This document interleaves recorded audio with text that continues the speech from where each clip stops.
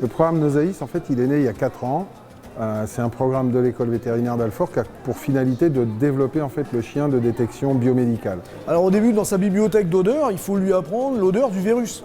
L'odeur du virus, là, il venait d'un hôpital, l'hôpital Foch, où le professeur De Villiers, lui, amenait les prélèvements de gens malades, prélèvements de sueur pris sous les aisselles, sous des petites compresses, qu'on mettait dans des cônes que vous voyez derrière moi, là, et on apprend au chien à rentrer la tête dans le cône et à renifler cette odeur, pour qu'il soit bien ancré dans sa tête et dans sa bibliothèque d'odeurs.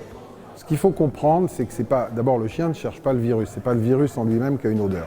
Par contre, la Covid, et ce sera le cas d'autres maladies virales, le viral, il rentre dans les cellules, il se sert de la cellule pour se répliquer, pour se multiplier, et donc forcément, à un moment donné, il y a des molécules qui sont des molécules spécifiques à ce virus-là. Et ces molécules, elles ne servent à rien à l'organisme, et donc elles sont évacuées.